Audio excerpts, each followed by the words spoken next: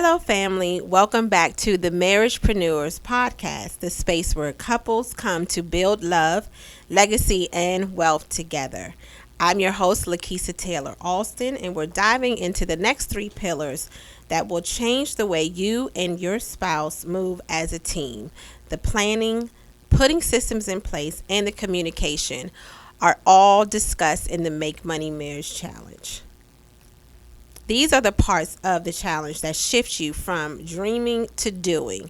So settle in, grab your spouse if they're nearby, or send them this episode, and let's build something powerful.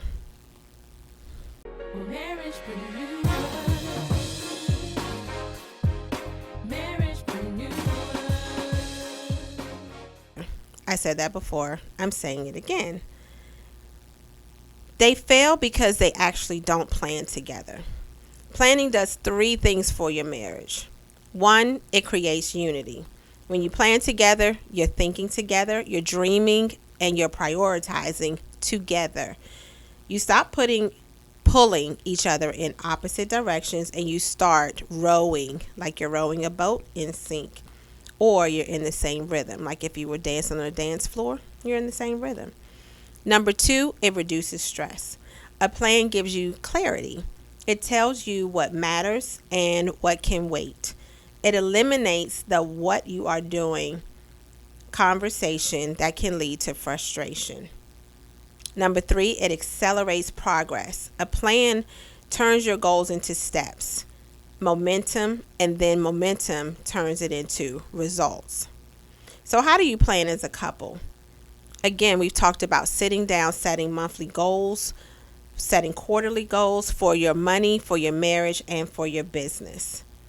You break each goal into action steps, whether they're weekly, daily, monthly. If you're going for a quarterly, that's what you do. You break it down in the action steps. You assign the responsibility.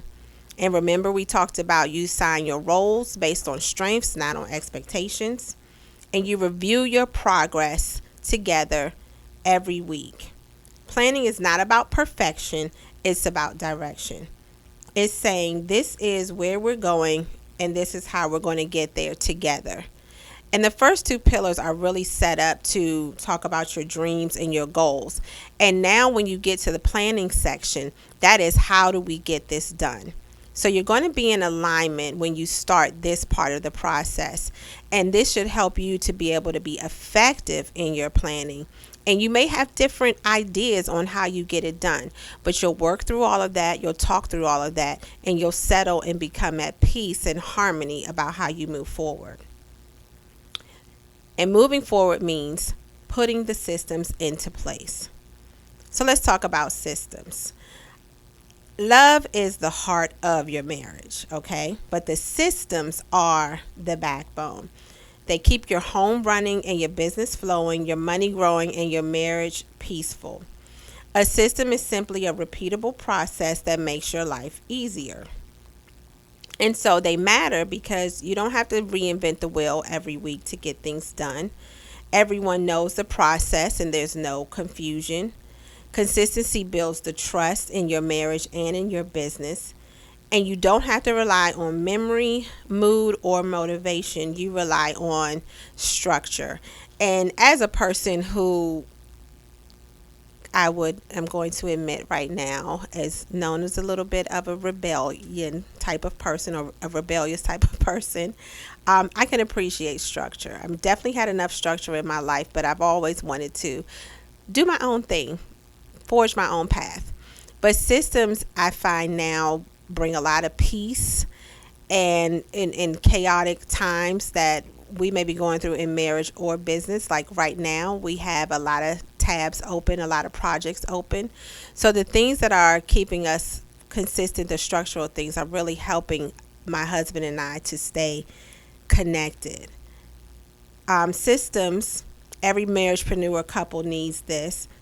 Time to talk about money, schedules, goals, and anything else that needs your attention. That's also your personal things, maybe vacations, holidays, birthdays.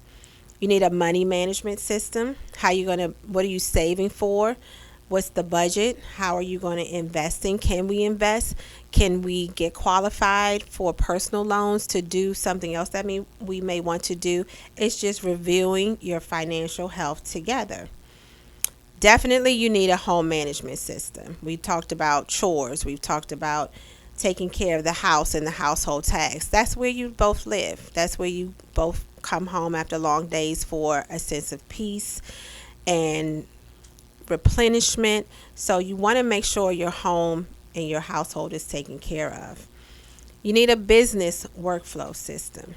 How you handle clients, content, operations, or projects.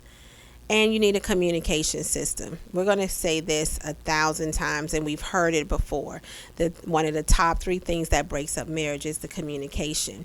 And I think we're going to get to that next, it's about how you check in with each other, how you actually resolve the conflicts, and how you actually stay connected.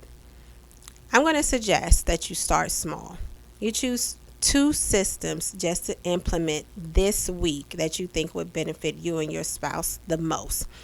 Do not overwhelm yourself. You cannot get everything done today.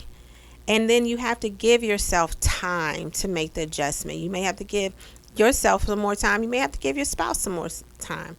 But do it slowly. Be as consistent as possible and make sure that you're being intentional. And if it's not working, rework the system. And that's where the communication becomes the most important thing.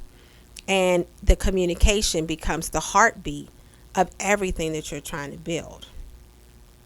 Communication is the difference between a marriage that survives and a marriage that thrives.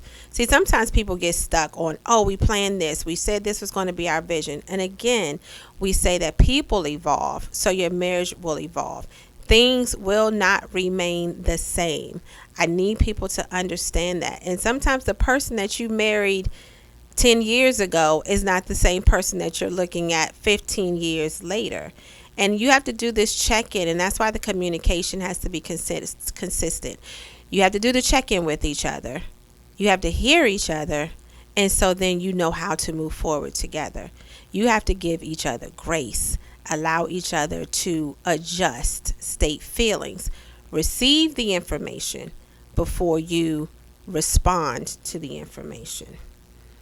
Because you can have the best plan and the best systems, but if you're not on the same page and you're not communicating about it, none of it will work. The communication creates safety and security. Your spouse needs to know you can talk with them without judgment. My husband and I will make a statement. This is a safe space. I probably say it more than he does. This is a safe space. Let's talk about it. No judgment.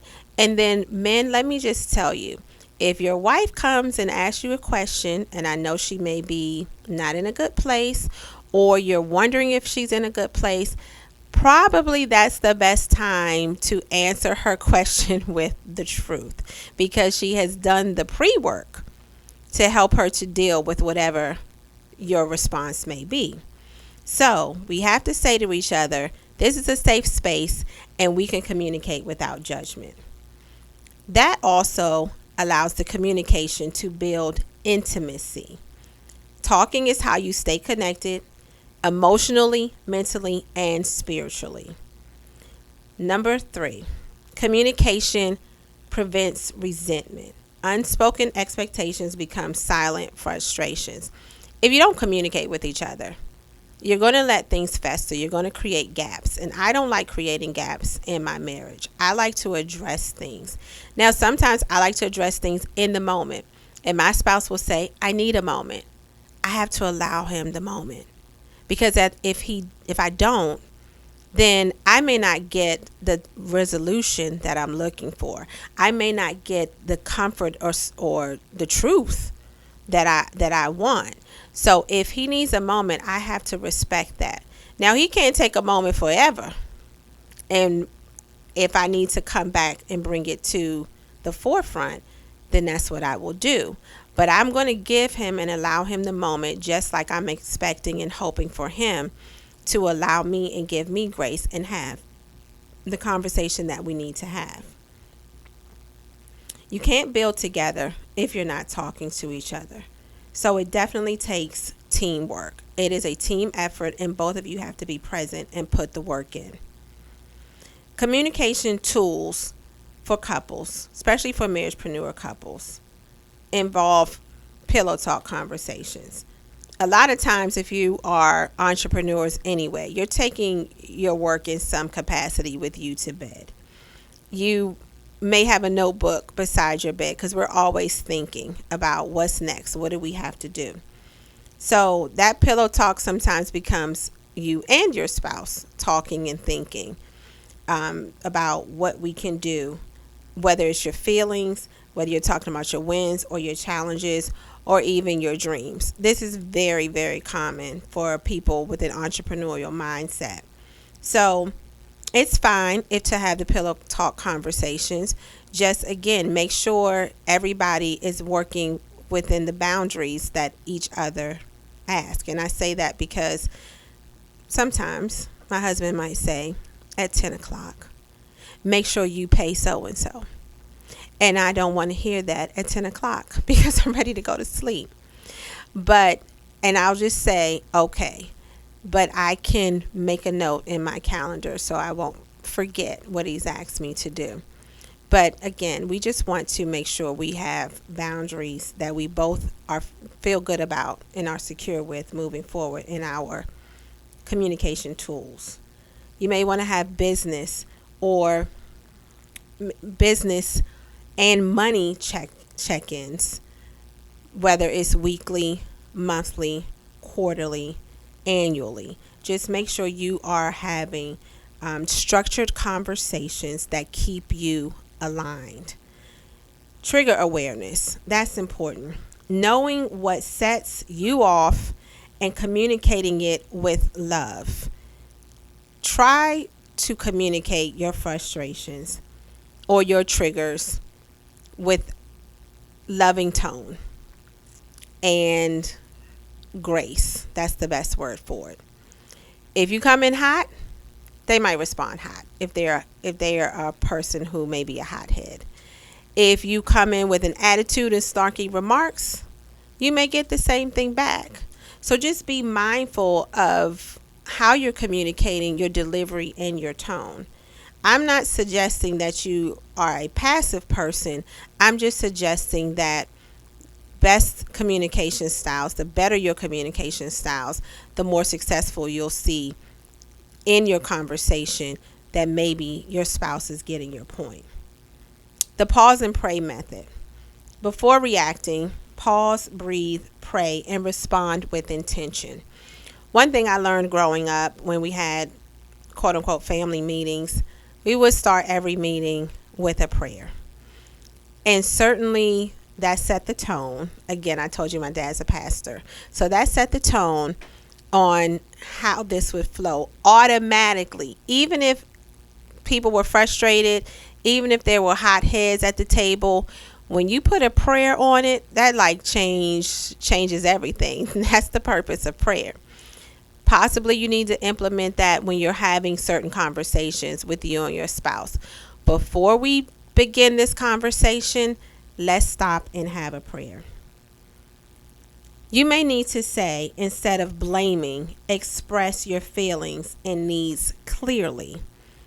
You need to say and be specific. I feel like this. I need your support. Be specific in your request. That is a great framework so that you are communicating clearly for you and your spouse, and not to allow feelings just to be left unsaid and things to be left uncommunicated. So communication is not about talking more. It's about talking better. It's about listening with love, and speaking with clarity. Family, what I really want you to understand and take away today is that planning gives your marriage direction. Systems give your marriage stability, and communication gives your marriage strength. When you combine all three, you become unstoppable. I promise you. You become a couple that builds with intention, moves with purpose, and grows with grace. Again, that's what the Make Money Marriage Challenge is all about. And that is available to you today to get the coaching courses and the workbook at makemoneymarriage.com or themarriagepreneurs.com. I'm here to help couples build marriages that will be organized, peaceful, profitable, and deeply connected. So once again, I thank you for joining me. Thank you for listening. Share this episode with another couple who's ready to elevate their marriage and maybe their money. Until next time, keep planning, keep building, and keep communicating with love.